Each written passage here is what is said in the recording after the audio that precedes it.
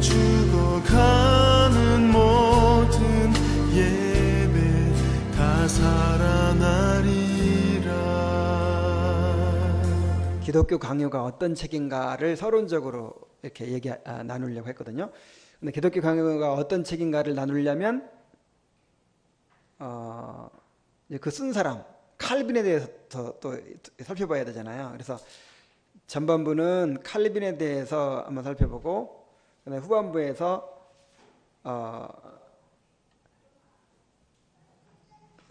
그래서 이제 그렇게 하려고 했는데, 칼빈에 대해서 여러 책을 막 요약해가지고 막 하다 보니까 너무 많아졌어요, 분량이.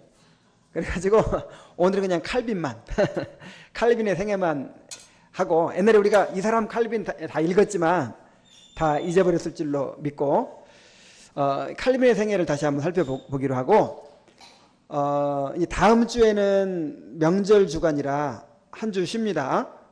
한 주 쉬고 그 다음 주부터 이제 헌사부터 그 다음 주에 헌사를 읽어오면 돼요. 오늘은 괜히 들고 왔어요.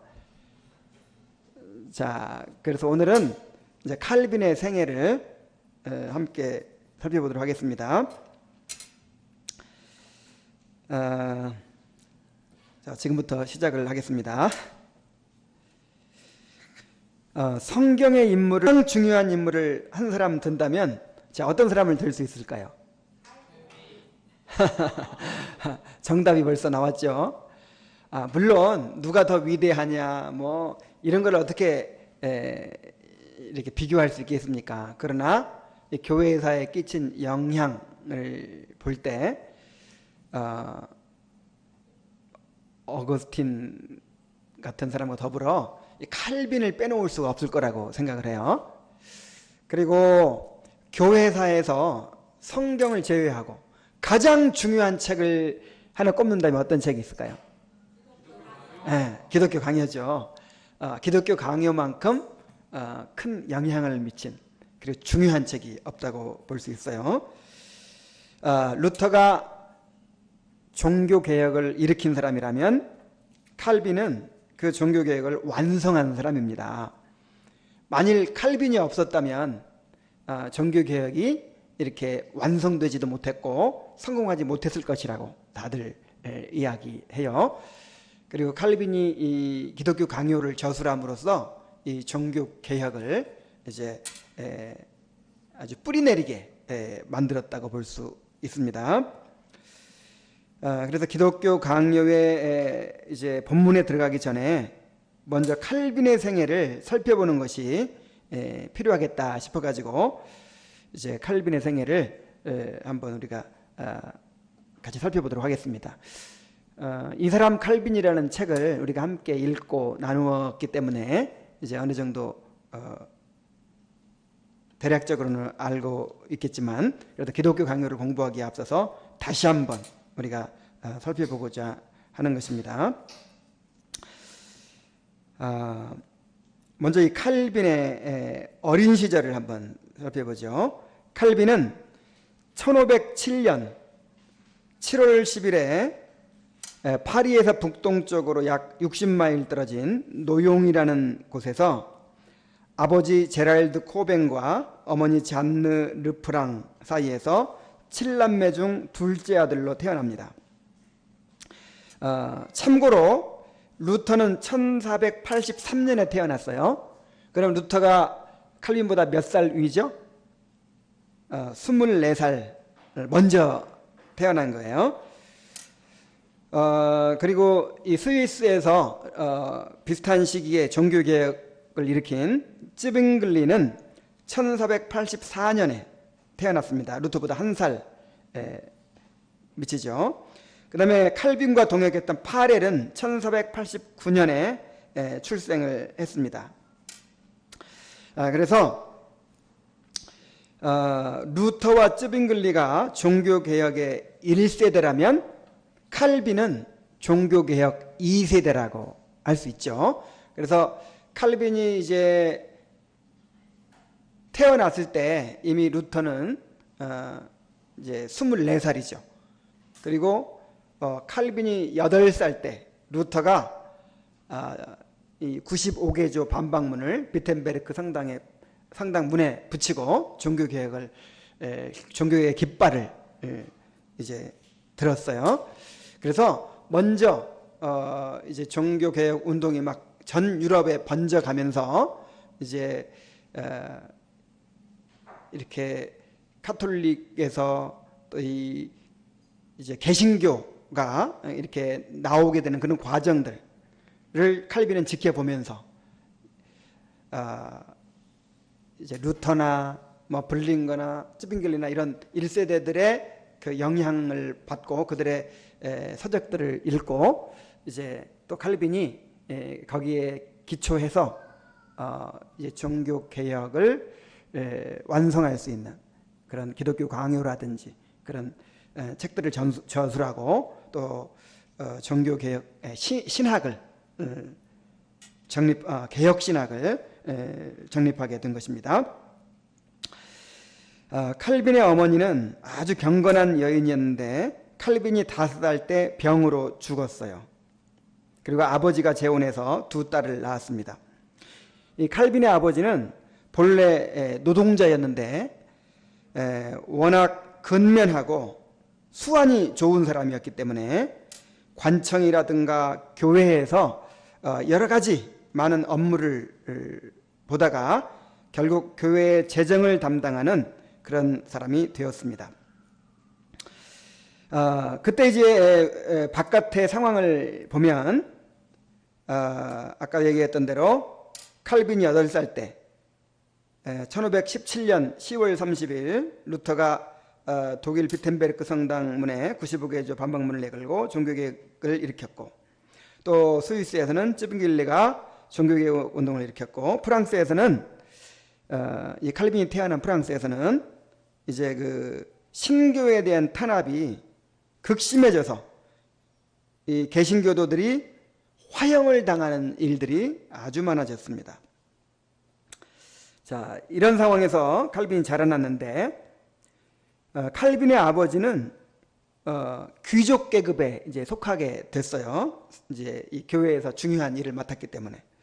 그래서 아버지 덕분에 상류층 자녀들과 어울리면서 그렇게 이제 어린 시절 초등학교를 다녔습니다.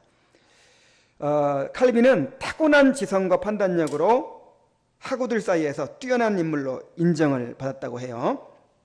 그런데 칼빈은 안색이 좋지 않았고 몸은 허약했고 또 신경질적이었고 화를 잘 냈고 그리고 수줍음이 많은 그런 어린아이였습니다. 그런데 사리 판단이 정확하고 지적 능력이 뛰어났기 때문에 이 아버지가 이 칼빈을 알아봤어요. 그래서 이 아이를 공부시켜가지고 내가 출세길로 나서도록 해야겠다. 이제 그렇게 해서 칼빈에게 많은 투자를 하게 됩니다. 그래서 아버지가 이제 노력을 해가지고 성직자로 키우고 싶어서 12살 때 노용 성당에서 보조 성직에 임명이 됩니다. 보조 성직이라는 것은 이제 보조 신부가 된 거예요. 그리고 성직록을 받게 됩니다. 성직록이라고 하는 것은 이제 성당에 성직자로 등록이 돼가지고 돈이 계속 나오는 거예요. 그래서 이제 그것이 막 타락한 시대였기 때문에 그것이 하나의 그 출세의 수단이 되고 자기 생활 보장의 수단이 돼서 그런 것들을 막 뇌물을 주고 사기도 하고 막 이런 시대인데 이 아버지가 수완을 써가지고 칼빈이 12살 때 이렇게 이제 성직록을 받게 한 것이죠. 그래서 이제 아버지가 칼빈을 공부를 시킵니다. 1523년 8월, 그러니까 14살 때 파리의 마르세 대학에 들어가서 이 마두린 코디 교수에게 마두린 코디어 교수에게 라틴어를 배우고 그의 경건한 영향을 받게 됩니다. 그리고 그해 12월에는 이 몽테규 대학으로 옮겨서 5년간 이 대학에서 공부를 하게 돼요. 그 몽테규 대학이라는 대학은 아주 시설이 열악하고 불결한 학교였는데 대신 금욕적이고 엄격한 훈련과 또 가르치는 일에 그렇게 탁월했다고 해요.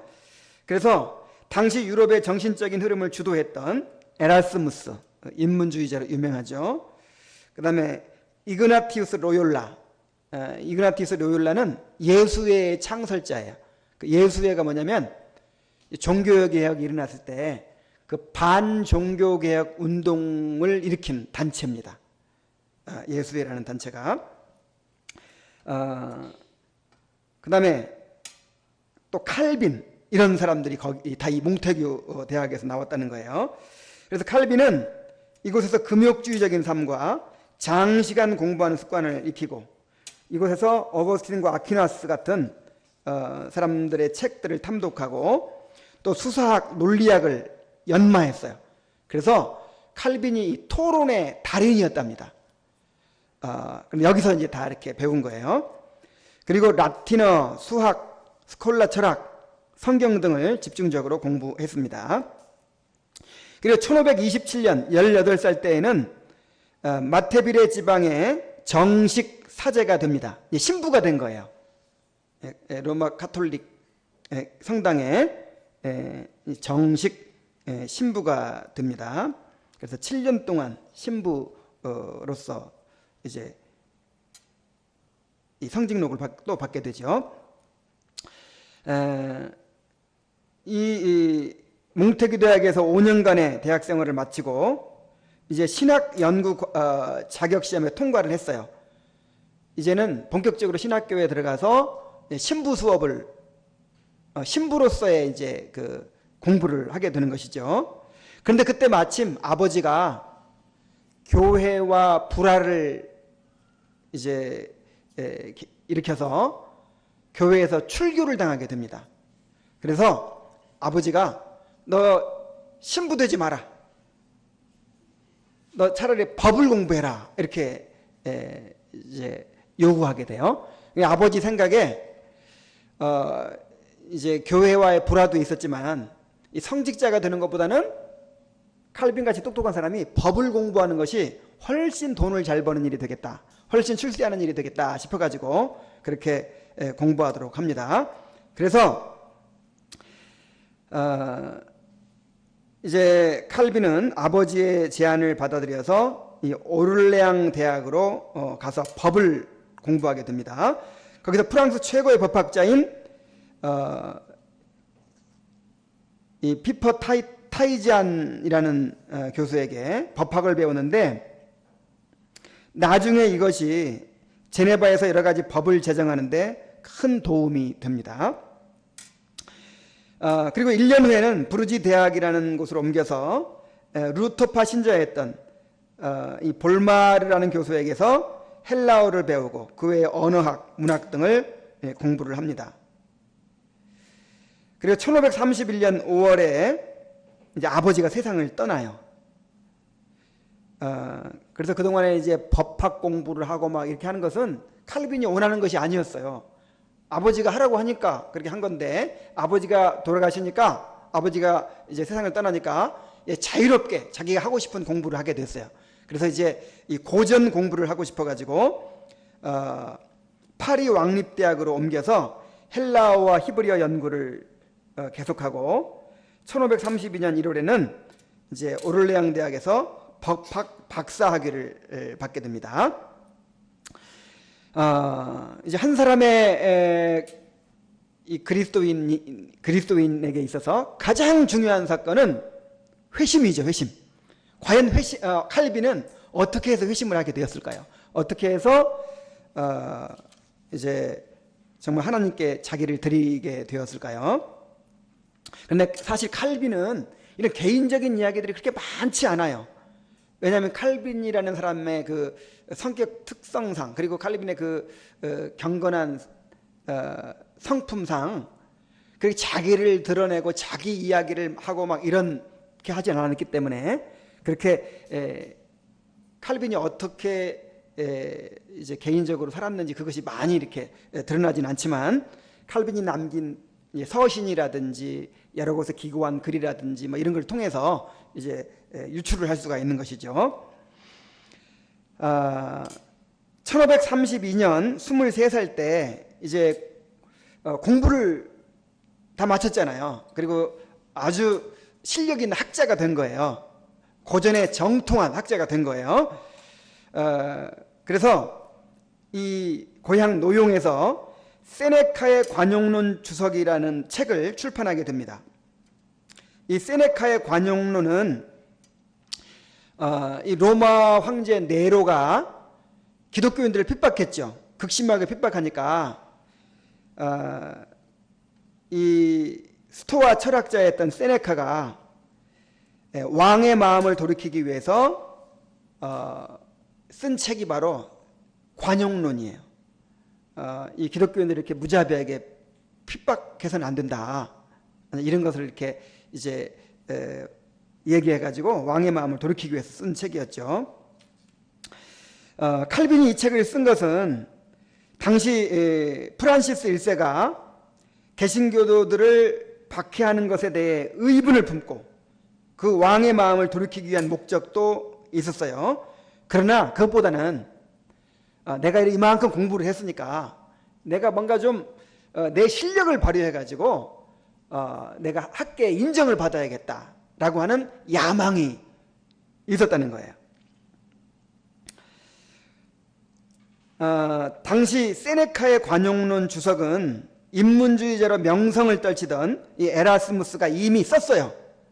그런데 그 이미 에라스무스가 그 책을 썼는데 칼빈은 이제 그 책을 비판하면서 수십 권의 헬라어와 라틴어 고전들을 인용해서 아주 현란하게 그 책을 비판했어요. 그러니까 이 칼빈이 이 정도로 뛰어난 학자다, 이 정도로 뛰어난 학문적 실력을 가졌다, 이걸 이제 증명해 보이려고 한 것이죠. 그런데 기대와는 다르게 책이 안 팔렸어요. 그래서 빚만 몽땅 지고 말았다는 거예요. 칼빈은 아주 쓰디쓴 실패를 맛보게 됩니다. 그리고 이듬해에 기대하지 못한 회심을 경험했다, 이렇게 칼빈이 이제 회고를 했어요. 그러니까 칼빈이 정말 아주 야심차게 그렇게 책을 썼는데 아주 보기 좋게 실패했잖아요. 거기서 아마 큰 좌절을 겪었던 것 같아요. 그래서 사람은 뭔가 자기가 깨어져야 주님을 만나게 됩니다. 그리고 칼빈도 이렇게 자기가 실패하는 경험을 통해서 아마 회심하게 되지 않았나, 다들 그렇게 생각을 합니다. 그는 자신의 회심에 대해서 다음과 같이 이야기를 합니다. 나의 가장 큰 소원은 자유롭고 영예로운 지위에서 학문적인 안정을 구가하는 것이었습니다. 자, 이 칼빈은요, 좀 이렇게 조용한 성품이고, 그 다음에 또 소극적인 성품이고, 이제 안정을 추구하는 그런 사람이었어요. 이 사람이 무슨 투사도 아니고, 뭐 종교개혁을 일으키겠다, 뭐 이런 생각도 없었어요. 그냥 칼빈이 원하는 것은 뭐였다고요? 그냥 안정된 지위, 그냥 안정된 지위를 가지고 그냥 자기가 하고 싶은 공부나 하면서 학문 연구나 하면서 그렇게 유유자적한 그런 삶을 살고 싶었어요. 그러나 어느 정도 평온한 시간을 보내는 것이 사실이지만 여전히 양심의 참된 평안을 얻지 못하고 있었습니다. 근데 뭔가 이 양심의 참된 평안이 없었다는 거죠. 아주 구원받지 못했기 때문에. 그때 아주 다른 형태의 교리가 나타나기 시작했습니다. 그 교리는 기독교 신앙에서 우리를 멀어지게 하는 것이 아니라 마치 찌꺼기를 제거하여 본래의 순수함으로 되돌려놓는 것 같이 오히려 그 신앙을 원천으로 돌아가게 하는 것이었습니다. 즉 어떤 걸 만난 거죠? 이 개혁자들의 앞선 개혁자들의 그런 서적들을 읽고 또 그 사람들의 그 개신교도들의 또 모습을 보고 그들을 만나서 교제하고 영향을 받으면서 이제 이 참된 복음을 이제 알게 된 거예요. 진지하게 관찰할 수 있는 눈이 생긴 지금 마치 호련히 빛이 비친 것처럼 그동안 오류로 가득한 진흙 속에서 허우적대던 나의 모습을 바라보게 되었습니다. 자, 이제 눈을 뜨고 보니까 내가 뭔가 많이 배웠다고 생각하고 남보다 실력이 뛰어나다고 생각하고 내가 뭔가 할 수 있다고 생각하고 남보다 참 뛰어나다고 생각하면서 그렇게 살았는데 알고 보니까 어떻게 살았다고요? 진흙 속에서 허우적대면서 그렇게 살아가고 있는 자신의 모습을 바라보게 되었다는 거예요. 내가 깊이 빠져있던 비참한 모습, 아니 그 이상으로 영원한 죽음의 위협을 큰 두려움과 떨림으로 바라보게 되었을 때 신음과 통곡 속에서 과거의 삶을 회개하며 즉시 나 자신을 그분의 길에 다 드리는 일 외에 아무것도 할 수가 없었습니다. 정말 자신의 죄를 깨닫고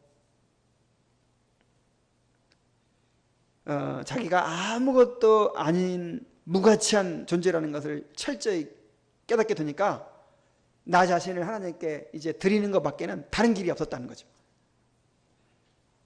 자, 이렇게 칼빈이 회심을 하게 됩니다. 기대하지 못한 회심으로 인해 나의 마음은 그의 훈계를 잘 받을 수 있게 되었다. 나는 꽤 어린 나이부터 이와 같은 문제에는 퍽 완고한 편이었다. 이렇게 회상을 합니다. 다시 말하면 칼빈이 좀 완고한 사람이었다는 거예요. 고집이 센 사람이고 쉽게 이렇게 굴복하지 않는 사람이었다는 거예요. 그런데 회심하고 나서 가장 큰 변화는 뭐예요? 훈계를 잘 받는 사람이 되었다. 그러니까 쉽게 이렇게 굴복하는 사람이 되었다. 쉽게 자기 고집을 꺾고 순종하는 사람이 되었다. 그런 뜻이죠. 그래서 나중에도 쭉 나오지만 사실 칼빈은요, 자기가 원하지 않은 일을 했어요. 항상 자기는 원하지 않았지만 이것이 하나님의 뜻이다 하는 확신이 들었을 때 정말 이 불 속에라도 뛰어드는 그런 자기를 부인할 줄 아는 사람이 되었다는 거예요. 이게 회심한 사람의 특징입니다. 회심은요, 회심했다고 해서 사람이 완전해지지 않죠. 근데 중심이 변화되는 거예요. 중심이. 그러니까 결정적인 순간에 자기를 굴복시키는 거, 이게 달라요.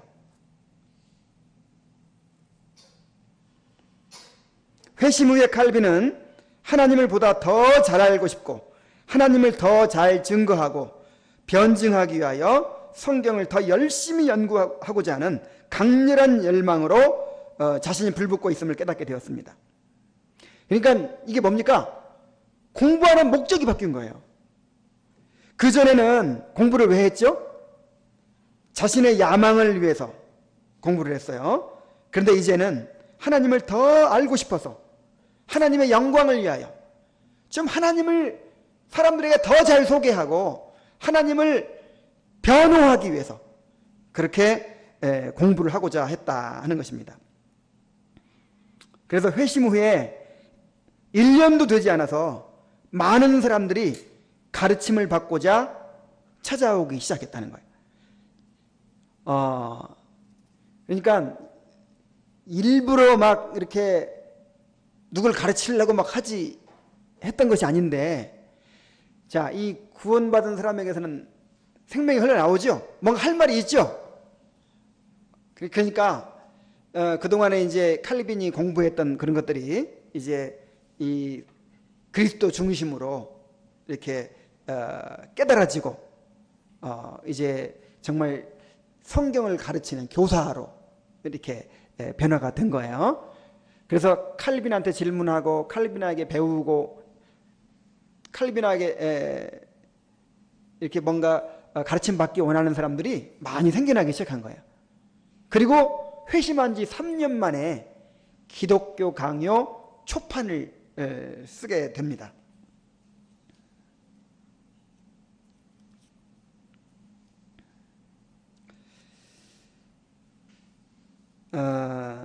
이제 회심한 후에 새로운 삶을 살아가게 되는데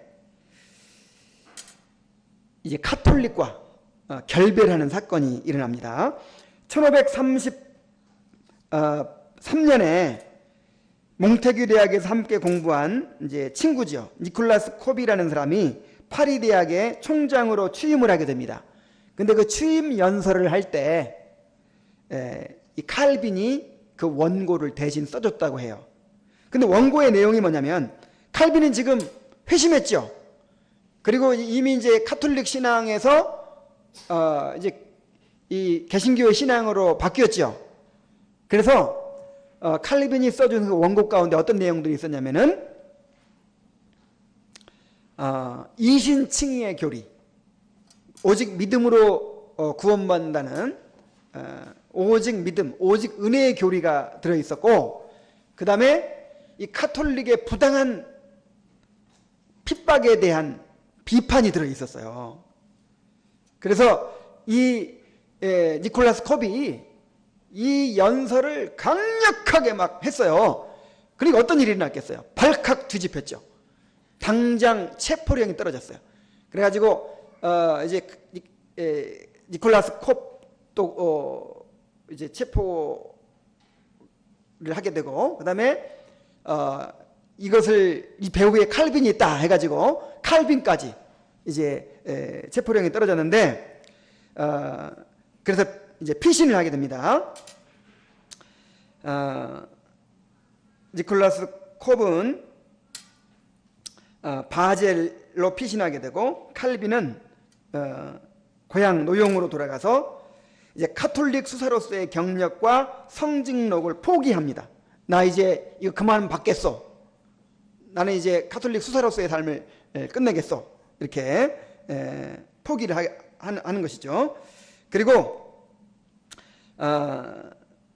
잠시 투옥되기도 했지만 곧 풀려나가지고 은신처를 찾아서 피신하게 됩니다. 그래서 파리 남서부에 250마일 떨어진 이 앙굴렘이라는 곳이 있는데, 거기 친구 루이스 두 틸레라는 사람이 있었어요. 근데 그 사람이 굉장히 큰 이 부자였나 봐요. 루이스 두 틸레의 집에 4,000권의 책이 있었답니다. 야, 4,000권이면요. 오늘 요즘도 4,000권 가진 사람이 드물죠. 웬만한 사람. 근데 4,000권의 책이 있었다니까 얼마나 부자였는지 알 수 있겠죠. 그리고 칼빈이 피신해 있는 동안 그 연구하는 기회가 됐어요. 거기서 교부들의 저작들을 읽고 신학 연구를 계속 하게 됩니다. 그래서 아마 이곳에서 기독교 강요의 초판이 준비되었을 것이다, 이렇게 보고 있어요. 1534년 10월에는 이제 루터파 신자들이 로마 카톨릭을 비판하는 현수막을 내건 사건이 일어나게 됩니다. 그래가지고 이제 대대적인 그런 박해가 시작이 됩니다. 그래서 수많은 사람들이 잡혀서 화형을 당하고 막 이런 일들이 생겨나요. 그때 이제 칼빈도 프랑스를 떠나게 됩니다.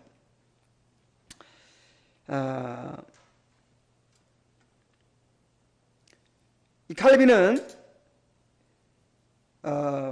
이 스위스 스트라스부르크와 바젤을 오가면서 개혁자, 1세대 개혁자인 하인리 블링거, 또 피에르 비레, 또 카피통, 부서 등과 이제 교제를 하면서 이제 개혁 사상을 이제 나누게 되죠. 그리고 1535년 8월 23일에 26세 때인데 바젤에서 기독교 강요 초판을 출판하게 됩니다. 이야, 그 역사적인 책이 몇 살일 때 나왔어요? 아이고, 나는 26살 때 뭐 했나? 그러니까 우리 그렇다고 칼빈한테 열등감 느낄 필요는 없어요. 이런 사람은 1000년에 한 명 나올까 말까 하는 사람이에요. 정말 하나님이 특별한 섭리로 준비시킨 사람이에요.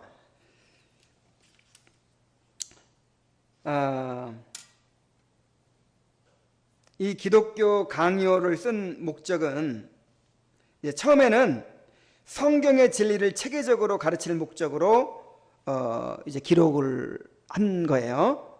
그런데 이제 이 자기의 동료들이, 자기와 함께 공부했던 사람들, 자기와 친밀한 교분을 가졌던 사람들이 이 카톨릭의 극심한 박해 속에서 막 화형을 당해 죽어가는 거예요. 얼마나 마음이 아팠겠어요. 근데 칼빈은 이제 이 스위스에서 망명 생활하면서 이 사람들을 변호하고 싶었어요. 그래서 이 프랑스와 1세에게 보내는 헌사를 덧붙여서 왕에게 헌정을 했습니다. 그래서 헌사가 나오죠. 그때 초판에 헌사가 있었던 것을 이제 계속 2판, 3판, 마지막 판까지 계속 넣어 놓은 거예요. 그래서 초판은 6장으로 되어 있는데 23년에 걸쳐서 4차례나 보완하고 또 보완해서 1559년에는 4권 80장으로 늘어나게 됩니다. 그래서 이 기독교 강요 출판을 통해서 유럽 전역에 칼빈의 이름이 이제 알려지게 됩니다. 그래서 이제 본격적으로 칼빈이 종교 개혁자의 삶을 살게 되는 계기가 되는 것이죠. 자, 제1차 제네바 종교 개혁. 1536년 6월에 형이 죽어요. 칼빈이 둘째 아들이라고 그랬죠. 근데 이제 카톨릭 신부였던 형이 이제 교회에서 출교를 당하고 화형을 당해서 죽는 사건이 있었어요. 그래서 위험을 무릅쓰고 고향으로 돌아가서 이제 가사를 다 정리하고 동생들과 함께 이민길에 오릅니다. 아예 그냥 그전에는 임시로 이렇게 망명 생활이었다면 아예 그냥 고향에서 가산을 다 정리해가지고 동생들 다 데리고 이제 가장이 된 거잖아요. 칼빈이 다 데리고 이제 이민길에 오릅니다. 그래서 이제 칼빈은 처음에는 스트라스부르크로 갈 예정이었어요. 근데 당시 이제 스위스라는 나라가 어떤 식으로 정치가 되어 있냐면은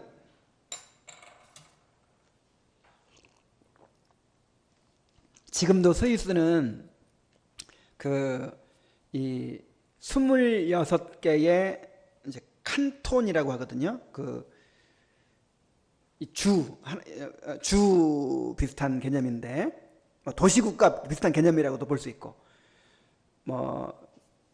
쥐리히, 제네바, 무슨 바젤 이런 식으로 이 각기 자치를 하는 자치정부가 있는 26개의 칸톤으로 구성되어 있어요. 그리고 스위스는 직접민주주의 제도로 유명하죠. 그런데 이것이 종교개혁 당시에도 비슷했어요. 꽤 역사가 깊죠. 그래서 그때는 26개는 아니고 한 14개인가 정도의 그런 칸톤, 그런 주들이 이렇게 동맹을 맺고 있는 거예요. 그러니까 제네바라는 도시 자체가 따로 이렇게 자치정부를 구성해서 운영이 되고 있고, 그 다음에 이제 또 바젤이라는 도시가 그렇게 자치정부를 구성해서 운영되고, 스트라스부르크가 또 그렇게 있고, 이런 이제 형태였죠. 그래서 이제 이 칼빈이 어디로 가려고 했다고요? 스트라스부르크로 가려고 해요. 그 스트라스부르크라는 도시가 이제 신앙 때문에 이렇게 망명한 사람들에게 아주 피난처가 됐거든요. 이 개신교 신앙에 대해서 호의적이고 열려 있었기 때문에, 종교개혁에 대해서 열려 있었기 때문에 이제 거기로 갈 예정이었어요. 그런데 마침 프랑스와 독일 사이에 전쟁이 발발해가지고 도로가 막혔어요. 그래서 직접 가지 못하고 이제 우회해서 가려고, 우회하는 길에 제네바가 있는 거예요. 그래서 칼빈이 원래 제네바에 가려고 했던 것이 아니고 스트라스부르크로 이렇게 이제 가는 길이 막혀서 돌아서 가려고 제네바에 들렀어요. 이제 하루 딱 묵어가지고 가려고 이제 들렀는데 거기서 이제 이 개혁자 파렐, 기욤 파렐이라는 사람과 운명적인 만남이 이루어집니다. 이 제네바라는 도시는 정치적인 이유로 카톨릭을 거부하고 시민총회에서 개신교 신앙을 따르기로 결의를 했어요. 이렇게 투표에 의해서. 그래서 이제 이 바젤이 먼저 종교개혁을 일으킨 도시거든요. 바젤에서 기욤 파렐이라고 하는 사람을, 그러니까 목사라고 할 수 있죠. 기욤 파렐이라고 하는 이 개혁자를 이제 보낸 거예요. 그런데 이제 이 파렐이 이제 그 제네바를 이 종교개혁 도시로 만들기 위해서 고군분투하고 있는 상황인데, 이 어떤 사람으로부터 그 기독교 강요를 쓴 그 실력자, 젊은 실력자 칼빈이 제네바에 들렀다, 이 소식을 들은 거야. 이 파렐이 들은 거예요. 그래서 파렐이 칼빈을 찾아갔어요. 이 파렐은 칼빈보다 26살이나 더 위인 사람인데 굉장히 용기 있는 지도자였지만, 정직하고 용기 있는 그런 지도자였지만 신학적 체계나 조직력이 부족했어요. 그래서 이 종교개혁 작업이 지지부진한 거예요. 뭔가 진척이 안 되고 있는 거예요. 그래서 이 파렐한테 칼빈 같은 사람이 꼭 필요한 거야. 그래가지고 이제 칼빈한테 찾아갑니다. 그래서 칼빈에게 이 제네바에서 나와 함께 우리 이 제네바를 개혁하는 일에, 이 종교 개혁을 하는 일에 우리 함께 합시다. 함께 일합시다. 이렇게 제안을 해요. 근데 칼빈은 처음부터 막 이런 큰 일에는 끼어들고 싶지 않았어요. 칼빈은 무슨 투사도 아니고. 근데 칼빈이 원하는 것은 뭐였다고요? 조용히 그냥 안정적인 삶을 사는 거예요. 안정적인 지위에서 학문 연구에나 집중하는 그런 삶을 살고 싶어 했어요. 그래서 파렐이 막 거듭거듭 요구하는데도 완강히 나는 그런 일 하고 싶지 않습니다. 나는 못하겠습니다. 그러자 파렐이 벼락같이 호통을 쳤습니다. 자, 이렇게 말했다 그래요. 나는 전능하신 하나님의 이름으로 당신에게 선언하겠는데, 고작 연구를 핑계로 내세워 우리를 도와서 이 하나님의 일을 하지 않는다면 하나님께서 당신을 저주하실 것이오. 당신이 그리스도의 영예보다 당신 자신의 영예를 구하고 있기 때문이요. 이렇게 막 벼락같이 고함을 질렀어요. 그 말을 듣는 순간 나중에 이제 칼빈이 이렇게 회상을 합니다. 그때 나는 파렐의 무서운 명령에 감당하기 어렵도록 몸을 떨었다. 그의 음성은 마치 높은 보좌에서 들려오는 하나님의 음성과 같았다. 이렇게. 얼마나 무서웠는지.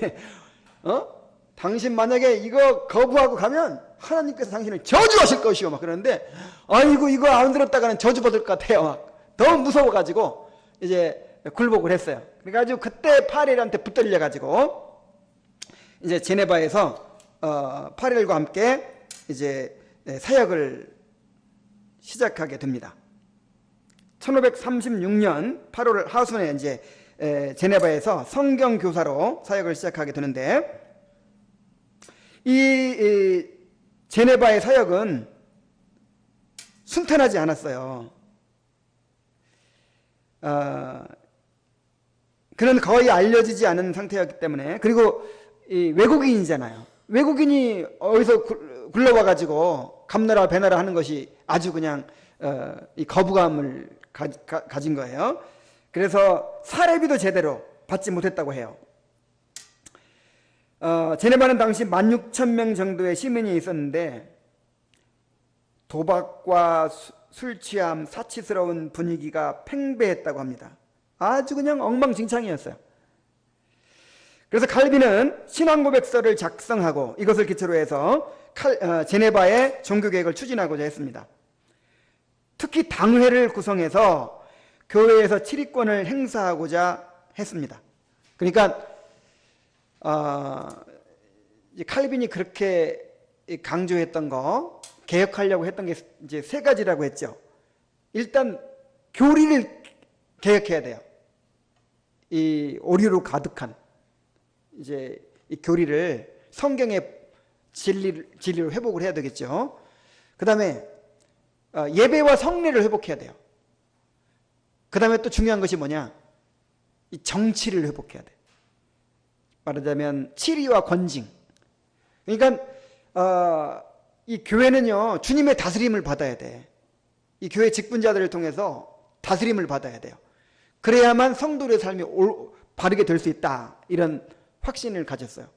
그래서 일단 가서 이 당회, 이 장로들의 의회인 이 당회를, 장로들의 모임인 당회를 구성해 가지고 그 당회를 통해서 이 교회를 치리하고자 했습니다. 당회가 이렇게 권징의 권한, 출격권 이런 것을 이제 갖고 이 사람들을 이렇게 벌을 주고 또 책망하기도 하고 권면하기도 하고 이렇게 질서를 잡아가려고 했던 것이죠. 그런데 제네바 시민들은 제네바 시의회는 이를 거부했어요. 그리고 제네바 시민들은 카톨릭으로부터 벗어나는 것은 원했지만 막상 그들의 삶을 건드리자 반발했습니다. 그러니까 이 카톨릭의 지배에서 벗어나 가지고 뭔가 개혁하겠다. 그래서 칼빈을 오라고 한 거잖아. 칼빈이 이제 거기에 온 거잖아요. 거기서 사역을 하게 된 거잖아요. 그런데 막상 그들의 삶을 간섭하고 건드리니까 반발하는 거예요. 우리가 참 여기서 얼마나 개혁이 어려운가 하는 것을 알 수 있어요. 여러분, 개혁을 원하죠? 정말 말씀대로 해야 되겠죠? 근데 나는 건드리지 마라, 이런 심리가 다 있는 거예요. 뭔가 옳다고, 이것이 옳다고 부르짖고 이렇게 한다고 부르짖지만 그럼 너부터 고쳐봐. 그러면 어때요? 그냥 반발하는 거예요. 바로 이 제네바 시민들이 바로 그런 모습이었어요. 막 개혁을 부르짖고 우리는 로마 가톨릭보다 벗어난다 막 이렇게 했는데 막상 이제 그들의 삶을 말씀 위에 세우고자 이렇게 간섭하니까 어디서 그냥 굴러 들어온 프랑스인이 왜 우리의 삶을 간섭하려고 하느냐, 그러면서 거세게 반발을 하는 것입니다. 그래서 사사건건 시의회와 마찰이 일어났어요. 근데 칼빈은 이 정치와 종교를 분리해야 된다고 생각했어요. 그래서 정치적인 문제는 이 시의 행정이나 정치적인 문제는 치안 같은 거는 이 시의회가 담당하고 성도들의 신앙은 누가 책임지고 교회가 책임져서 권징을 하고 이렇게 해야 된다고 생각했는데 당시는 이제 그 카톨릭에서는 정치와 종교가 분리되지 않았죠. 하나죠, 하나. 그러다 보니까 이제 그런 생각으로 이 시의회는 그 치리의 권한을 자기들이 가져야 된다, 이렇게 생각을 한 것이죠. 그래서 사사건건 마찰이 일어나요. 그리고 칼빈에 대한 비난과 모함과 대적하는 사람들, 또 공격하는 사람들, 이런 사람들이 무수히 나타나고 심지어 막 칼빈을 증오하고 칼빈에게 테러를 하려고 하는 사람까지 생겨났어요. 칼빈 신앙 고백을 받아들이지 않는 사람들에게 성찬에 참여하지 못하게 하겠다, 이렇게 하자 의회가 그걸 거부해 버립니다. 또 그래가지고 이제 막 대립을 합니다. 그런데 이제 의회에서, 이건 교회에서 해야 되는 일인데 의회에서 이 성찬식을 그 카톨릭에서 사용하는 빵을 사용하도록, 그 다음에 또 이 바젤에서 이제 사용하는 그런 성찬식 복장을 사용하도록 그렇게 결의를 한 거예요. 그래서 칼빈이 그렇다면 내가 성찬식을 집례할 수 없다 이렇게 하자 이제 시의회가 이제 재판을 열어가지고 칼빈을 추방하기로 결의를 합니다. 그래서 칼빈이 추방을 당해요. 제네바에서 쫓겨납니다. 그래서 제1차 제네바 사역은 아주 참담한 그런 이제 실패로 돌아가고 말죠. 그래서 이제 어디로 가게 되냐면 이 스트라스부르크라는 곳으로 가게 됩니다. 이제 칼빈이 제네바에서 추방당했다 이런 소식이 들리자 이 스트라스부르크에서 칼빈을 목회자로 초청을 합니다. 이 스트라스부르크는 아까도 얘기했지만 종교개혁에 더 열려있는 도시였어요. 그리고 종교 망명자들의 피난처가 되었었죠. 그래서 이제 같이 쫓겨난 파렐은 노샤텔이라는 그런 칸톤으로 이제 가서 평생을 거기서 사역을 하게 되고요. 되고 칼빈은 그냥 스트라스부르크에 가서도 그냥 조용히 지내고 싶었어요. 그냥 학문 연구하면서 조용히 지내고 싶었는데 이번에는 거기서 누구를 만나냐면 부서라는 사람을 만나게 됩니다. 이 부서도 아주 훌륭한 개혁자예요. 부서는 이렇게 권면을 합니다. 하나님께서는 요나를 찾아내셨듯이 배은망덕한 종을 찾아내실 것입니다. 아주 그냥 그러니까 이게 무슨 말이에요? 요나가 니느웨로 가라고 그러니까 그것을 피해서 다시스로 가다가 하나님의 낯을 피해서 갔는데 하나님을 낯을 피할 수 있었나요? 기어이 찾아내가지고 그냥 이 물고기 뱃속에 집어넣어가지고 기어이 니느웨로 보냈죠. 그런 것처럼 당신이 지금 이 사역을 거부하면 요나꼴 될 것이다. 그래서 그 소리 들으니까 또 칼빈이 마음이 약해져가지고 이제 제안을 받아들여서 스트라스부르크에 있는 프랑스 난민교회에서 사역을 시작합니다. 이 제네바와는 달리 스트라스부르크는 종교개혁에 아주 호의적이었어요. 그래서 교회는 계획대로 설교를 하고 요리문답을 가르치고 성례를 시행하고 권징도 했습니다. 제네바에서 실패했던 교회와 국가의 분리도 실행할 수가 있었어요. 칼빈은 신학 교수로 임명돼서 가르치면서 또 거기서 신학 연구와 저술 활동을 마음껏 할 수가 있었어요. 그래서 여기서 칼빈의 신학이 더욱 체계적으로 정립이 됐습니다. 그래서 로마서 주석을 쓰고 그다음에 성찬론을 쓰고 그다음에 이제 초판보다 분량이 3배가 늘어난 기독교 강어 2판을 집필하게 돼요. 그리고 여러 종교 회의에 이제 대표로 참석을 하고 거기서 유명한 루터와 함께 종교 개혁을 일으킨 필립 멜랑흐톤이라는 또 개혁자를 만나서 평생의 이제 동지가 됩니다. 그리고 이제 스트라스부르크에서 다양한 목회 경험을 통해서 이제 교회론을 정립하게 돼요. 칼빈이 정말 중요시했던 것이 바로 교회입니다. 교회는 성도의 어머니다. 이 말을 누가 했죠? 칼빈이 했어요.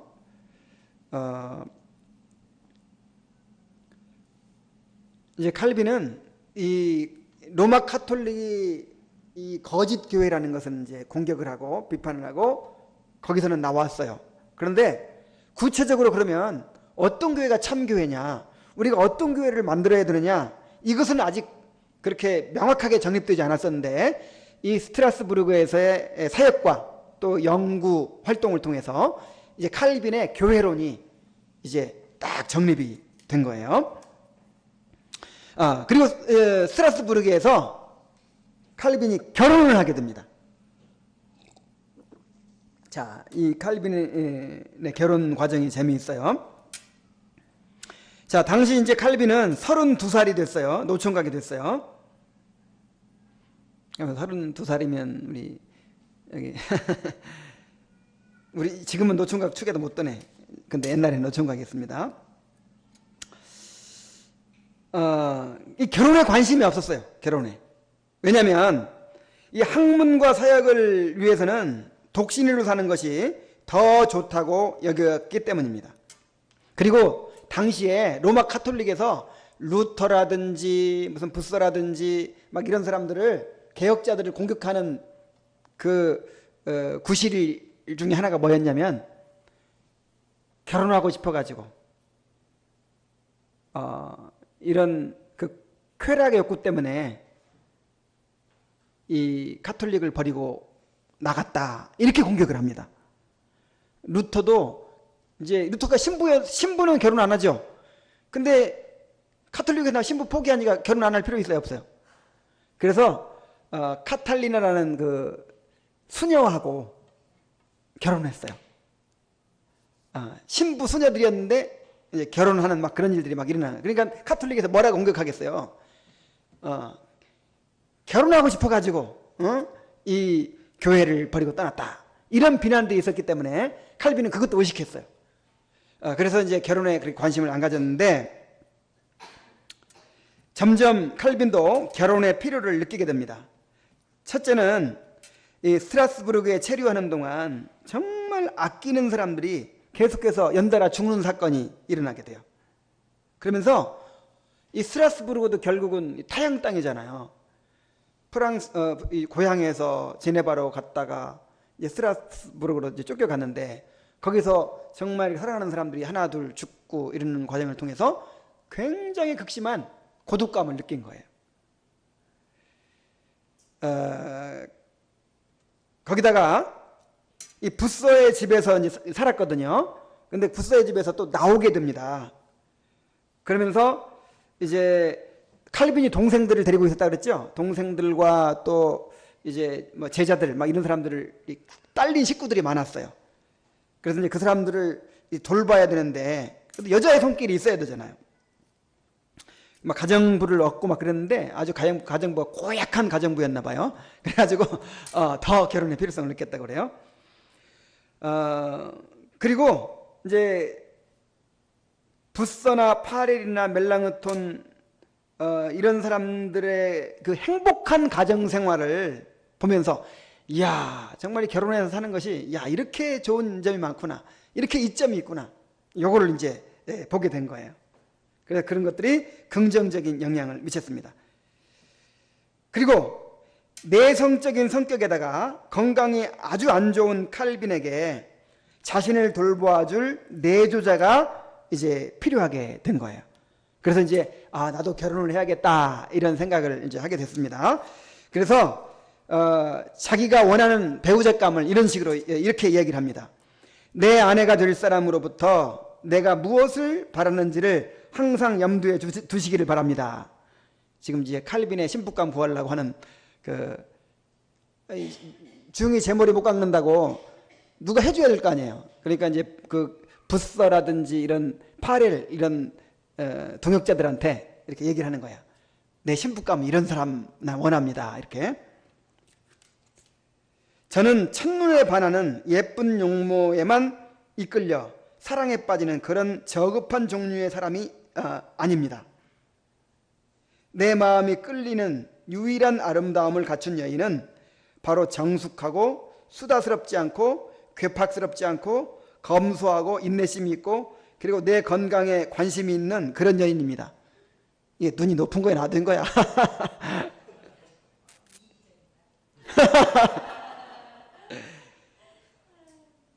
그래서 이제 칼빈 장가 보내기가 시작됩니다.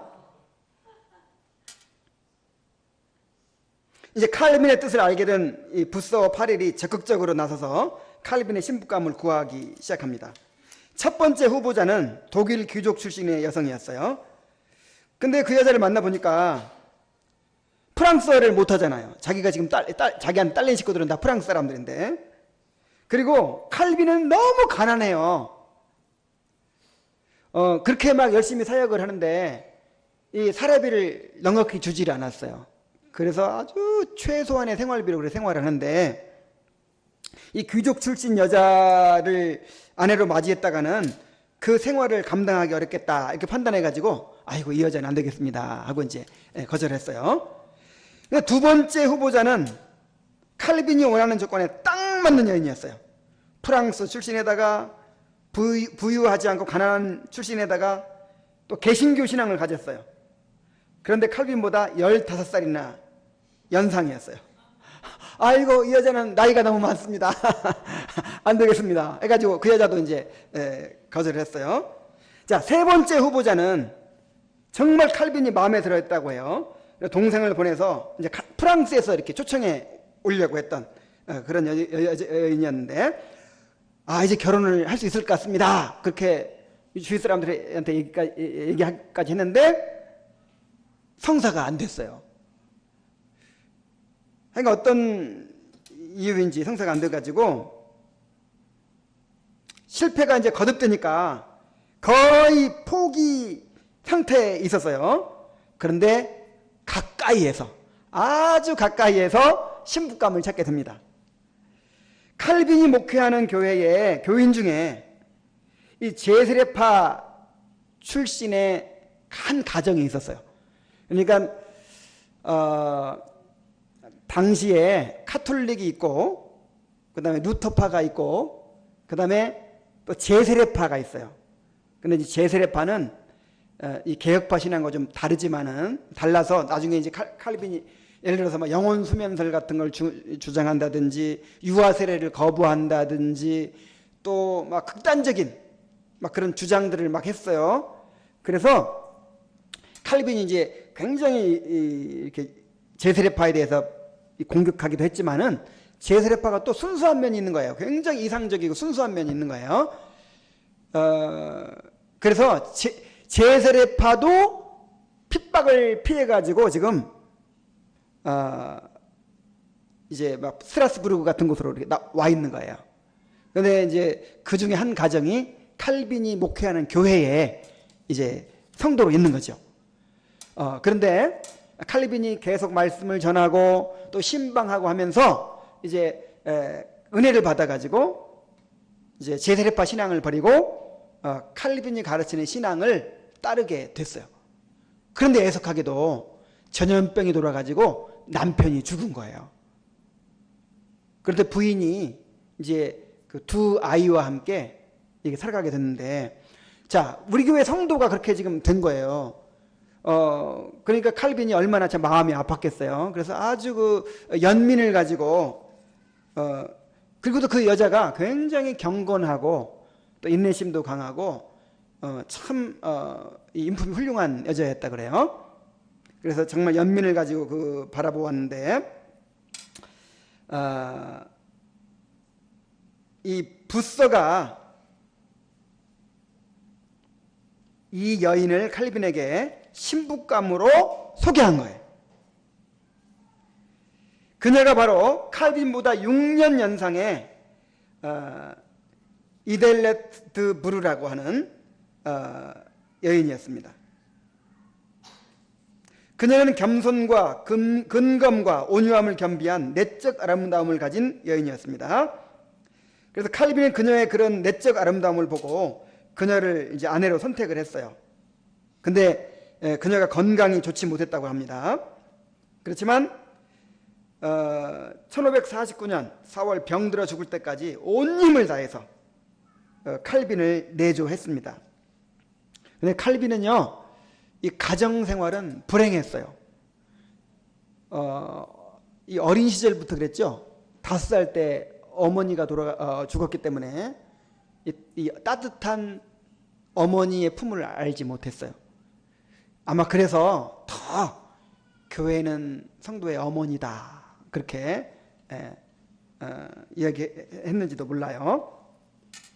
그런데 이제 결혼도 그렇게 이제 늦게 했는데 이 이델레트와 사이에서 세 아이를 출산을 하는데 세 아이 모두 다 잃게 됩니다. 첫째 아이를 임신했을 때가 칼빈이 가장 행복했었다 이렇게 이제 회상을 해요. 첫째 아이를 아내가 가졌을 때 참 행복해했대요. 그런데 그래서 이름도 이제 삼촌의 이름에다 자크라는 이름을 지었는데 이 아이가 태어난 지 2주 만에 죽습니다. 얼마나 참 슬픔이 컸겠어요. 그래서 3년 후에 딸을 또 낳았는데 그 딸도 죽었어요. 그리고 2년 후에 또 아이를 하나 출산했는데 태어나자마자 죽었어요. 그러니까 세 아이 모두 잃은 거죠. 그리고 결혼한 지 9년 만에 아내도 세상을 떠납니다. 그래서 칼빈은 아주 그냥 참담한 슬픔을 경험하게 돼요. 그래서 그 아내를 정말 사랑했고 사랑했는데 그 아내가 이제 죽고 나서 칼빈은 다시는 결혼할 생각을 포기하고 평생토록 독신으로 그렇게 살았습니다. 그래서 칼빈은 이에 대해서 이렇게 얘기를 했습니다. 하나님께서 결혼 생활의 즐거움에 너무 빠지지 않기를 바라신다. 하나님이 내가 결혼 생활의 즐거움에 너무 빠지지 않기를 바라셔서 이렇게 아이들이나 아내나 먼저 데려가셨구나. 내가 정말 이 사역에 주님의 일에 더 집중하고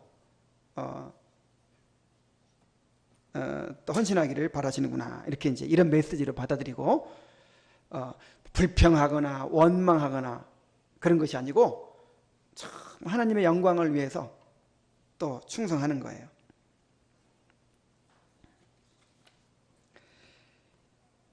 자, 한편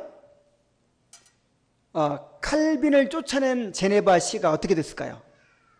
칼빈이 떠나자 제네바 씨는 혼란에 빠졌어요.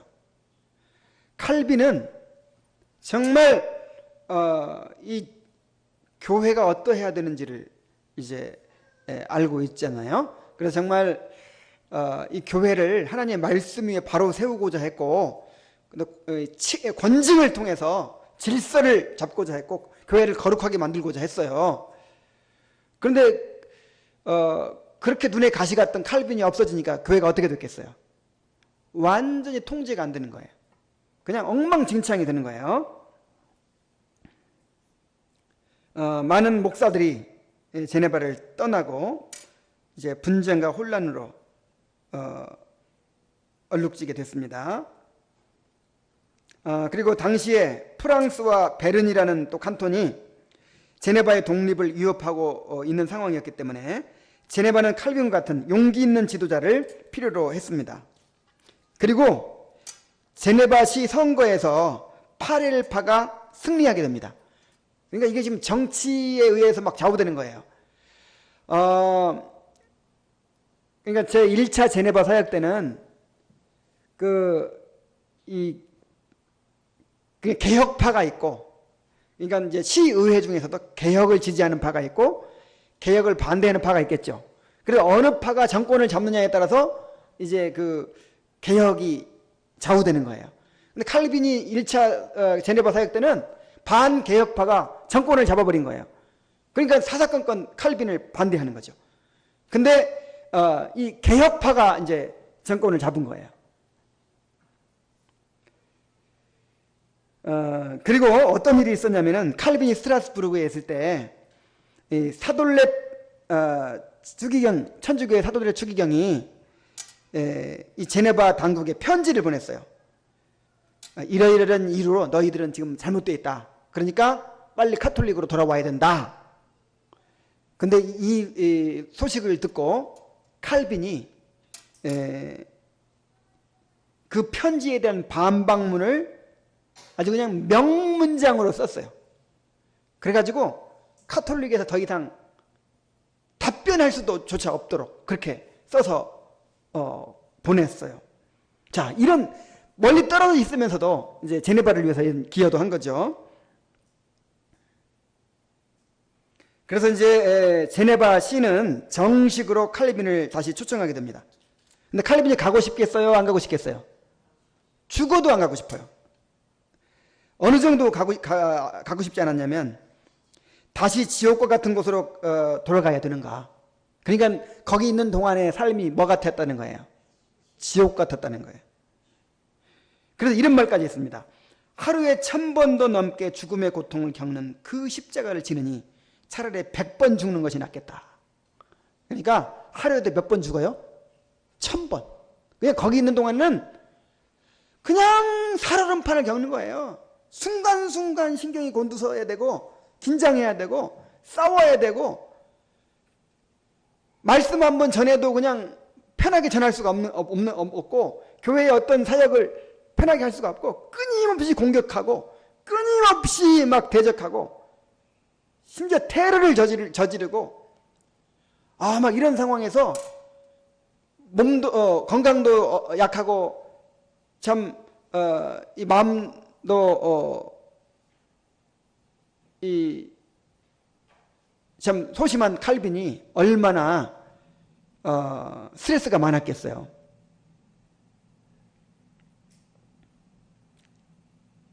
근데 이때 파렐이 또 편지로 이렇게 이걸 벼락 같은 편지라고 표현했어요.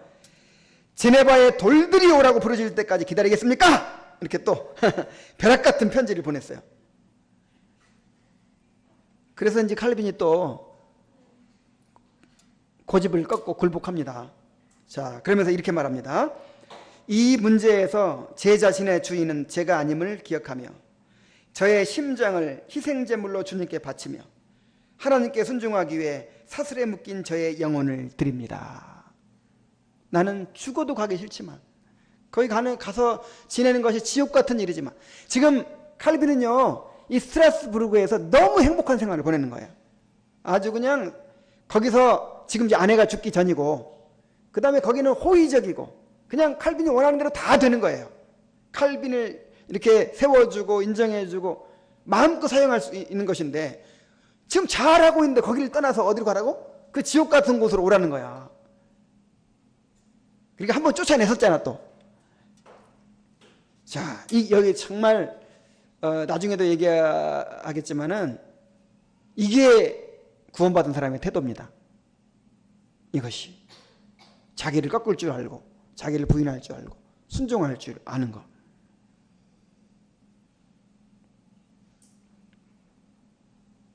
그래서 3년 4개월 전에 그를 추방했던 이제 시민들이 칼빈이 돌아온다고 하니까 기마대까지 총동원해서 열렬히 환영해 주었습니다. 그래서 이제 칼빈은 죽을 때까지 25년 동안 제네바시를 완전한 개혁의 도시로 만들어가기 시작했습니다. 칼빈은 제네바에 도착해서 이제 크게 3가지 일을 하고자 했어요. 첫째는 교회의 법령을 제정했습니다.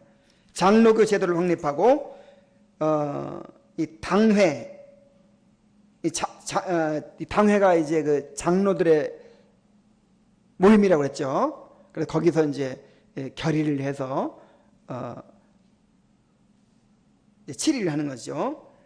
당회를 통해서 시의 모든 일을 논의하고 관장하게 했습니다. 둘째는 설교를 강조해서 말씀 중심의 삶을 권면했어요. 그래서 칼빈이 제네바에 돌아오자마자 한 것이 뭐냐면 추방되기 직전에 강해 설교를 쭉 해가다가 추방되기 직전에 했던 설교를 돌아오자마자 이어서 하는 거예요. 그대로.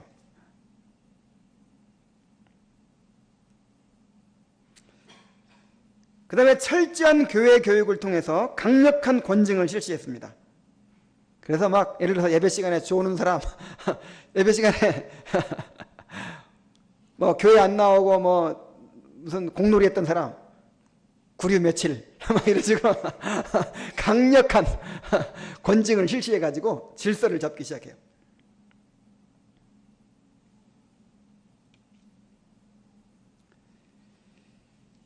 교리문답서를 작성해서 교인들을 교리적으로 훈련시키고 그 성도들이 경건한 삶을 살도록 치리에 힘썼습니다.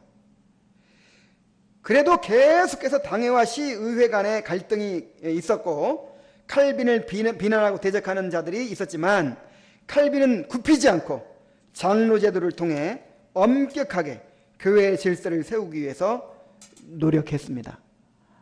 그래서요 이 칼빈은 다 자기가 원해서 한 건 아니죠. 자기가 원해서 한 건 아니고 억지로 끌려서 가서 했지만 했다 하면 대충 하지 않아요. 주님의 일이기 때문에 최선을 다해서 목숨을 내놓고 그 일을 하는 거예요. 누가 욕하든 미워하든 뭐 상관없이 정말 하나님께서 원하시는 일을 해가는 거예요.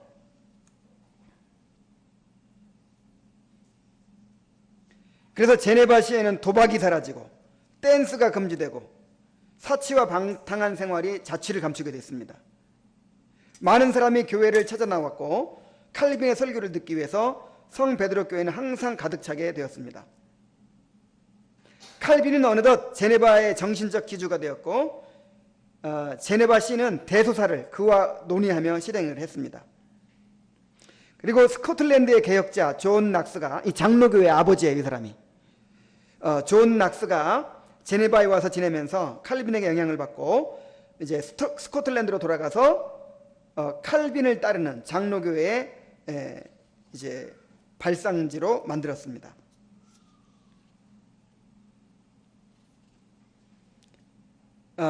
그래서 이 존 낙스는 이 제네바를 가리켜서 이곳은 사도시대 이래로 이 땅에 존재하는 가장 완벽한 그리스도의 학교다, 이렇게 말을 했어요.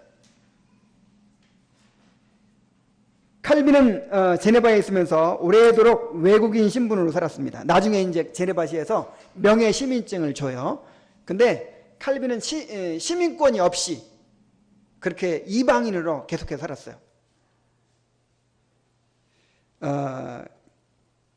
그래서 아마도 누구라도 자신에 대해서 권력을 잡으려 한다 하는 그런 오해를 할까봐 그렇게 경계했던 것 같아요. 그러니까 시민권이 없는 사람은 무슨 권리가 있어요, 없어요? 없는 거예요.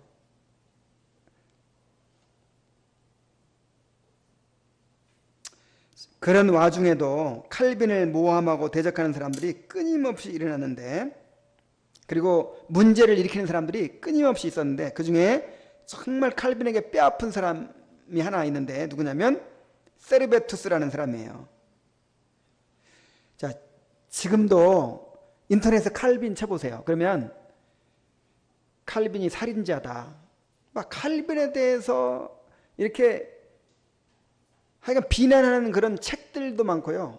칼빈에 대한 그런 온갖 그런 부정적인 그런 이야기들이 있어요. 그 중에 하나가 뭐냐면 칼빈이 그렇게 사람을 많이 죽였다는 거예요.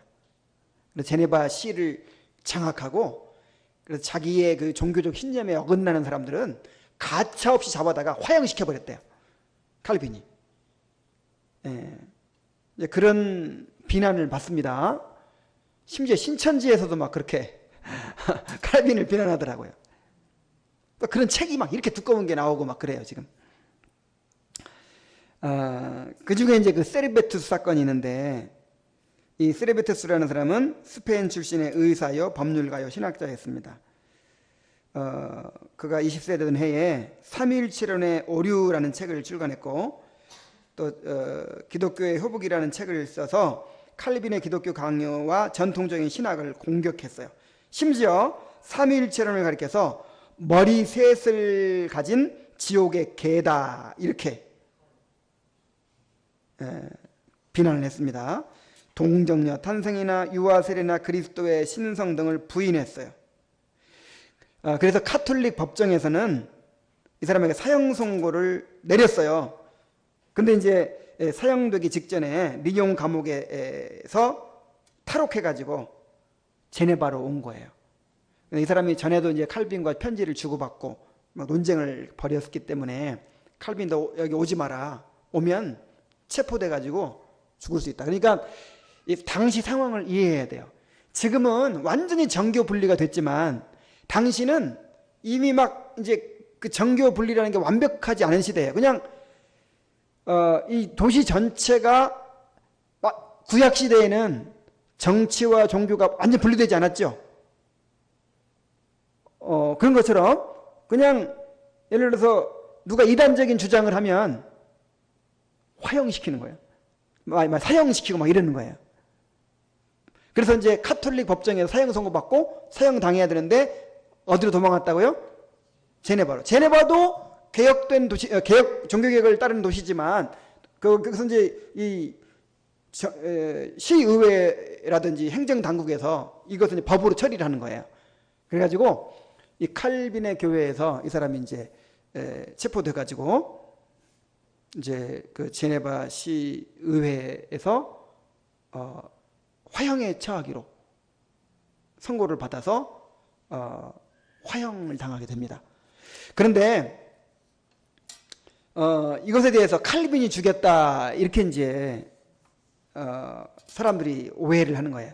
근데 아까도 얘기했지만 칼빈은 아무런 권한이 없어요. 칼빈은 단지 그냥 이 종교적 지도자예요. 정신적 지도자예요. 그냥 그렇게 권고하고 그렇게 할 뿐이지 어떤 사람을 죽일 수 있는 뭔가 이런 실제적인 권한은 없는 거예요. 칼빈한테.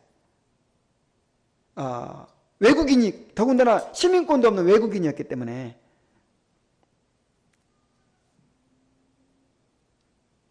자, 이런 일들이 이제 있어서 이 칼빈을 비난하는 그리고 나 이게 너무 참 당연한 일이라고 생각을 해요.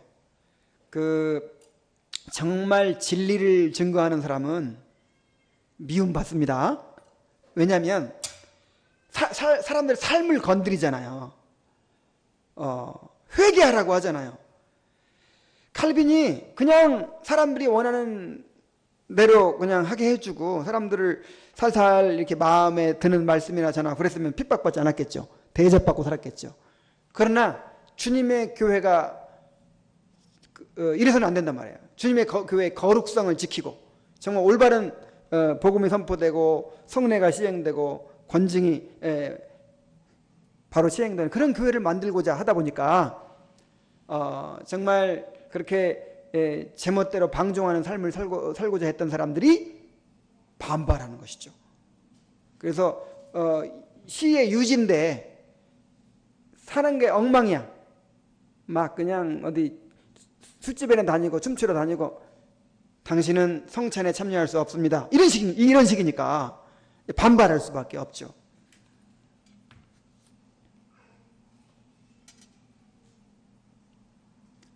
자, 이제 그의 말년의 사역을 보겠습니다. 칼빈은 교회 개혁을 계승할 인물들을 길러내기 위해서 1559년에 제네바의 아카데미를 설립합니다. 비레를 비롯한 5명의 교수가 임명되었고 칼빈의 제자 베자가 학장으로 취임했습니다. 이 제네바 대학은 개혁자 교육의 산실 역할을 담당했고 그 해부터 약 10년 후에는 유럽 각지에서 약 1600명의 학생들이 몰려와서 공부를 하게 되었습니다. 그래서 제네바 대학은 개혁주의 신학의 센터요, 선교센터가 되었습니다. 여기에서 훈련받은 학생들이 개혁 사상으로 무장해서 각기 자기 나라로 돌아가서 개혁교회를 건설을 해서 유럽 각국의 개혁 사상을 확장시키는 데 큰 기여를 하게 됩니다. 그런데 칼빈은 원래 몸이 허약한 사람이었다고 해요. 걸어다니는 종합병원이라고 불릴 만큼 만성적으로 따라다니는 위궤양, 두통, 관절염, 신장결석, 또 가슴 압박과 통증, 천식, 결핵 이런 것들로 늘 고통을 받았어요. 여기에 무슨 편도선, 치질 하여간 온갖 병이 다 있었어요. 그런데 말년이 가까울수록 건강이 더욱 악화되었습니다. 왜 건강이 악화됐냐면 과도한 사역이 문제였어요.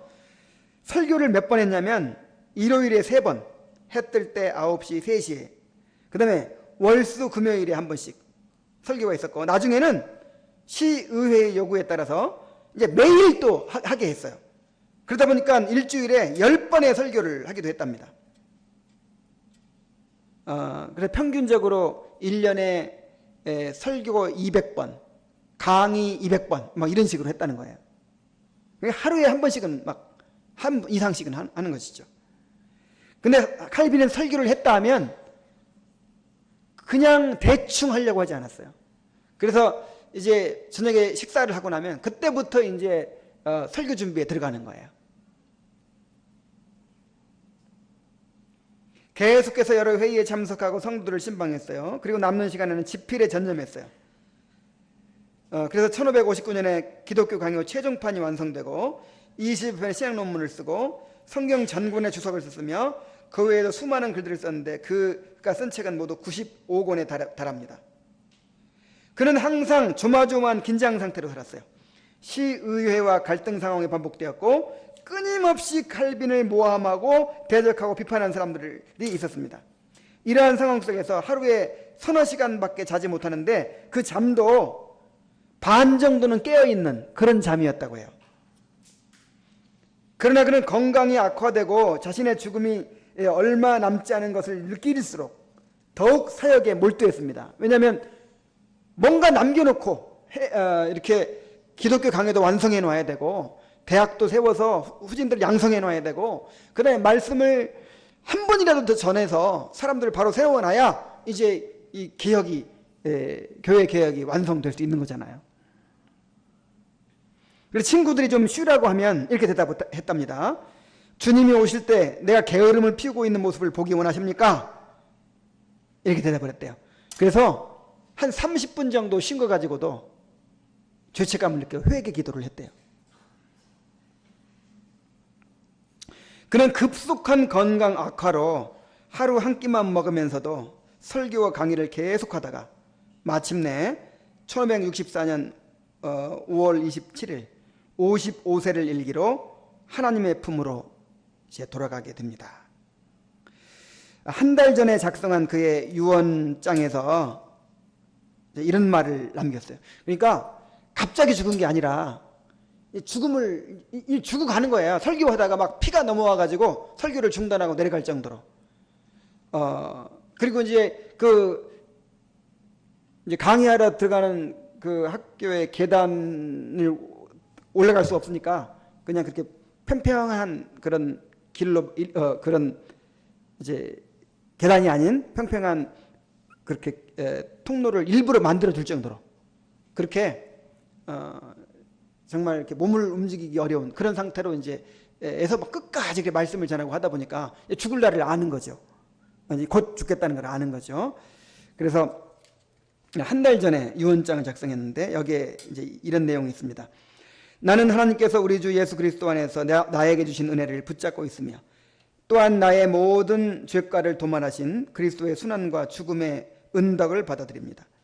그리고 그 모든 죄가를 도말하신 그리스도의 수단과 죽음의 은덕을 받아들입니다. 그리고 모든 죄인들을 위하여 피 흘리신 우리 구속주의 위대한 보혈로 하나님께서 나를 정결하게 하셔서 그분의 면전에서 서게 될 때 내가 그리스도의 형상을 갖도록 해주시기를 겸손히 구합니다. 그리고 자기 무덤은 이름을 쓰지 말라 그랬어요. 이름 없는 묘비에 그냥 아주 작은 무덤에 그렇게 이제 묻어달라고 그렇게 유언했습니다. 그래서 단 몇 달 후에 칼빈의 무덤을 찾을 수가 없었대요. 이름도 없으니까. 그래서 칼빈의 무덤은 몰라요 지금까지. 그래서 죽으면서까지 자기 이름을 남기려고 하지 않았어요. 오직 하나님의 영광을 추구하는 그런 사람이었어요.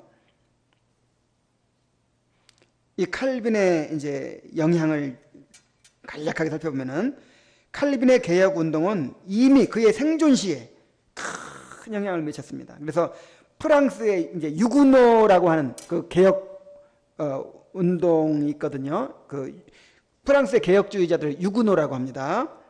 자, 이 사람들이 이제 칼빈의 사상을 받아들여서 1552년에 파리 대회에서 칼빈주의 신조를 채택하고 또 이것이 이제 네덜란드에 또 영향을 미쳐서 이 칼빈주의자 브라이에 의해서 1561년 벨직 신앙 고백이 채택이 됩니다.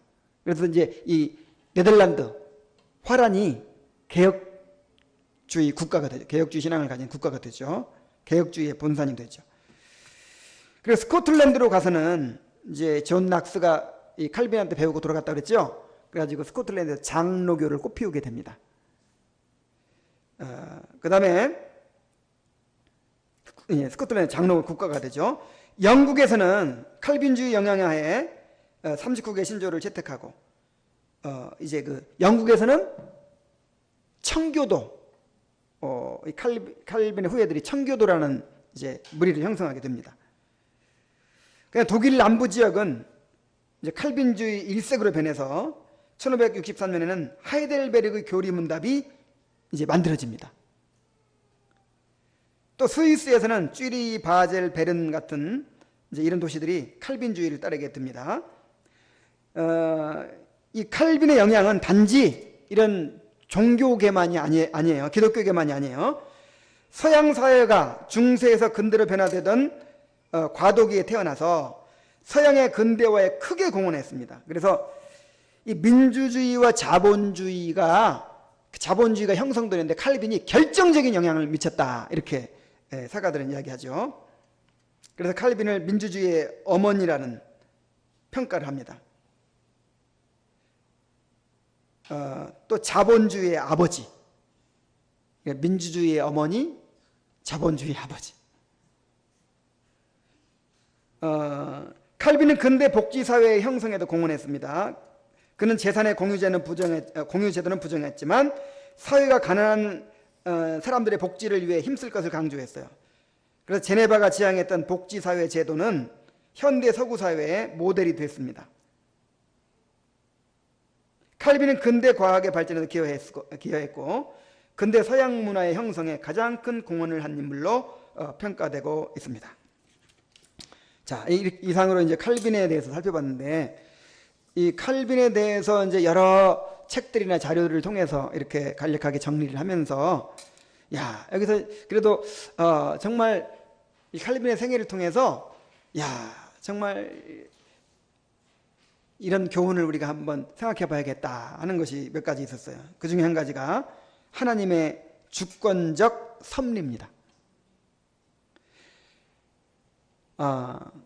칼빈이 처음부터 무슨 종교개혁을 하겠다 이런 생각 안 했죠? 내가 제네바에 가서 뭐 제네바를 내가 개혁도시로 만들겠다 그런 생각 없었죠? 정말 하나님의 기가 막힌 섭리가 칼빈을 어린 시절부터 준비시킨 거예요. 그래, 언어를 준비시키고 고전 공부를 하게 만들고 법률 공부를 하게 만들고 그렇게 칼빈이 의도하지 않았던 방향으로 그렇게 하나님께서 이끌어 가신 거예요.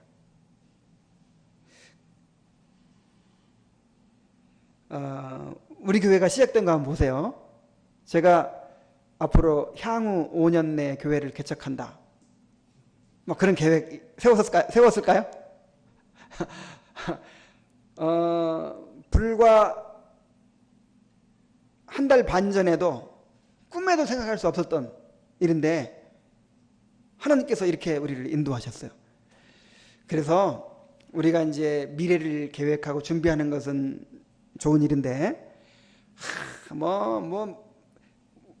우리가 꿈꾸는 대로 된다는 거야. 우리가 앞으로 10년 후의 계획, 20년 후, 30년 계획을 세우고 청사진을 가지고 그걸 바라보고 추구하면 그렇게 막 된다는 거야.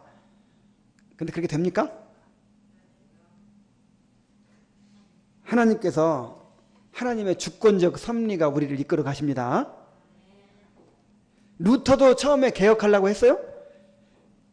전혀 그런 거 아니에요. 이 95개 조항 성당문에 붙일 때 내가 종교개혁을 이렇게 해야겠다, 카톨릭에서 나가야겠다, 이런 생각은 꿈에도 없었어요. 근데 하나님이 그냥 그렇게 몰아가신 거예요.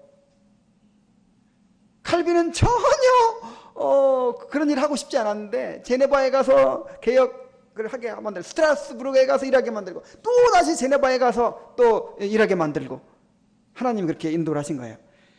하나님의 주권적 섭리가 우리를 이끌어 가십니다. 자, 그렇다면 그 하나님의 주권적 섭리가 있는 것을 안다면 어떻게 살아야 되겠어요? 우리가 미래를 좌우할 수 없고 미래를 통제할 수 없기 때문에, 하나님께서 우리를 어떻게 사용하실지 모르기 때문에 현재 주어진 삶에 충실해야 돼요.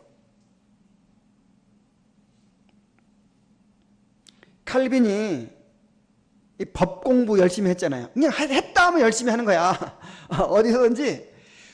칼빈은 아버지 때문에 뭐 신학 공부 같은 거 하게 됐죠. 근데 아버지가 또 그거 그만두고 법 공부를 하네? 근데 아버지 때문에 어쩌면서 법 공부를 했죠. 근데 했다 하면 어떻게 해요?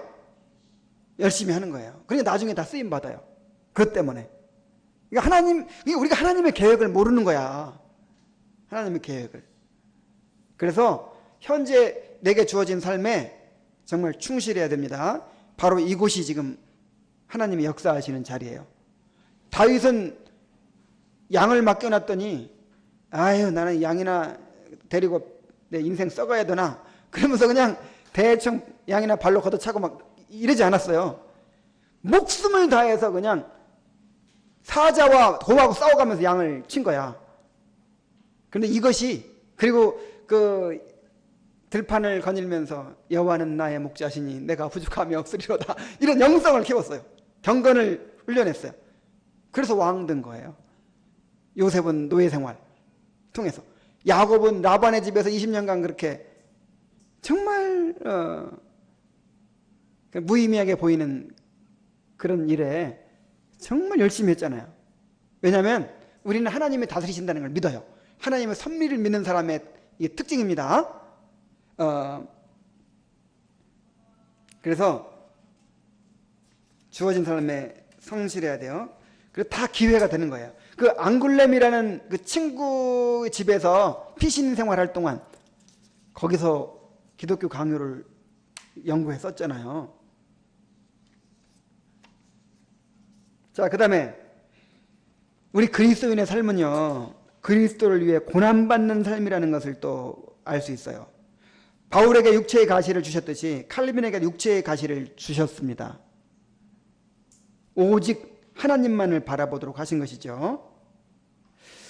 그래서 왜 그렇게 칼빈에게 그 병을 주시고 자녀들을 일찍 데려가시고 아내를 일찍 데려가시고 왜 그렇게 고통을 주셨을까? 너무 안타깝죠.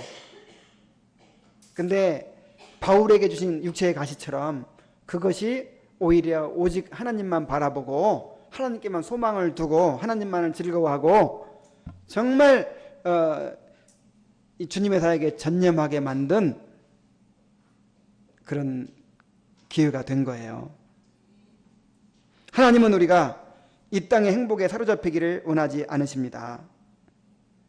하나님 우리가 오직 저 하늘에 소망을 두고 하나님을 즐거워하며 하나님을 위로로 삼고 살아가기를 원하십니다.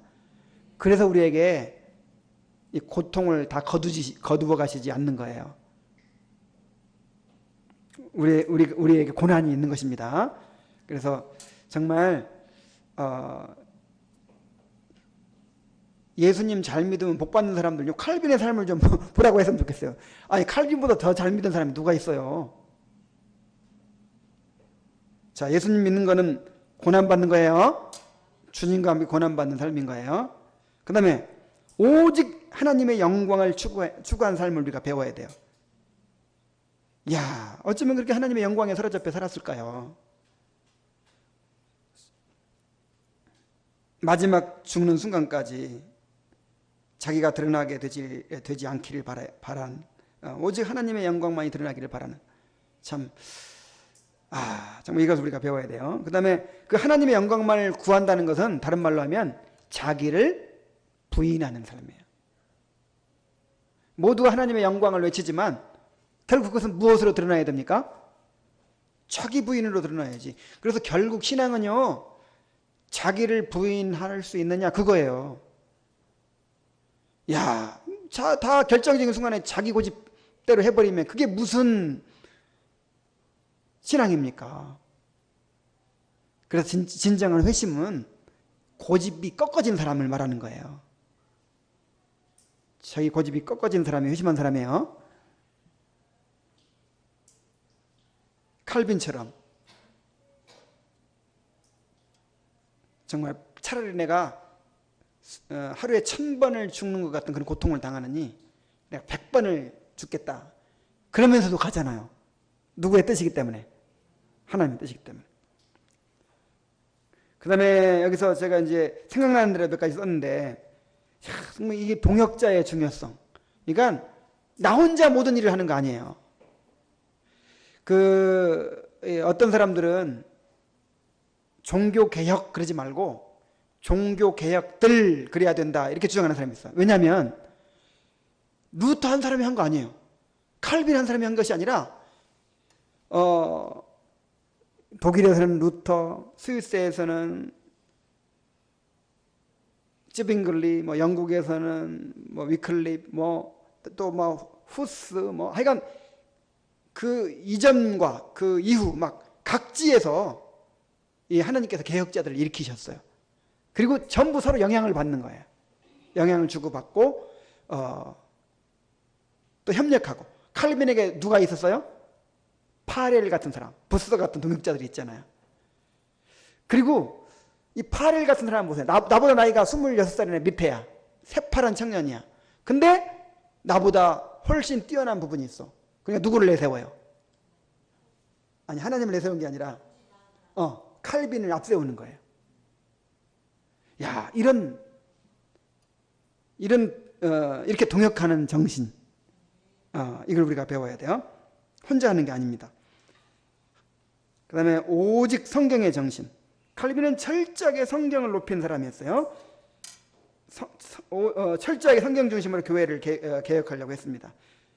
성경이 가는 데까지 가고 성경이 멈추는 데까지 멈추고 정말 성경대로만 하려고 했던 사람이에요. 오직 성경. 이 정신을 우리가 또 배워야 되겠죠. 그 다음에 정말 강조하지 않을 수 없는 거, 교회에 대한 사랑이에요. 칼빈은 교회를 어머니라고 불렀어요. 교회가 없이는 구원도 없고 바른 신앙도 있을 수 없다고 생각을 했어요. 그는 교회의 거룩성을 지키고자 했어요. 교회를 하나님의 말씀 위에 바로 세우고자 했어요. 주님이 다스리시는 교회를 만들고자 했어요. 그래서 그토록 핍박받으면서도 그렇게 교회의 정당한 바른 치리가 이루어지도록 교회의 거룩성을 지키기 위해서 그렇게 싸웠던 것입니다. 이것이 바로 이 교회에 대한 사랑 때문이었어요. 이 정말 주님의 교회를 세우고자 하는 열망 때문이었습니다. 우리가 이 교회에 대한 그런 꿈을 가지고 교회에 대한 사랑을 가지고 교회에 대한 열망을 가져야 돼요. 그래서 저는 정말 어떤 사람이 훌륭해서가 아니라 우리의 인격 때문이 아니라 아니면 무슨 우리의 어떤 다른 자원 때문이 아니라 정말 주님이 다스리시고 좀 올바른 말씀이 선포되고 올바른 성례가 집행되고 정말 정당한 권징이 시행되는 그런 주님이 머리 되신 교회, 그런 교회를 이루어 감으로써 그 교회 가운데 역사하시는 그 하나님의 주님의 그 능력, 그 생명력, 그것을 경험하고 싶어요. 그것을 맛보고 싶어요. 여러분, 복음을 깨달았을 때 그 복음의 능력을 맛보았죠? 근데 이 교회가 정말 주님이 다스리시는 교회가 될 때 얼마나 놀라운 존재가 될까요? 우리 그런 교회를 열정을 가지고 열망을 가지고 추구해 가도록 해야 되겠습니다.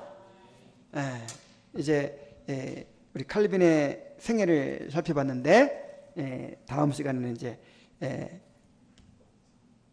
헌사를 읽어오시고 그 헌사를 중심으로 해가지고 기독교 강요가 어떤 책인지 또 한번 이 두 번째 서론을 공부하도록 하겠습니다. 자, 기도하고 마치죠. 하나님 아버지,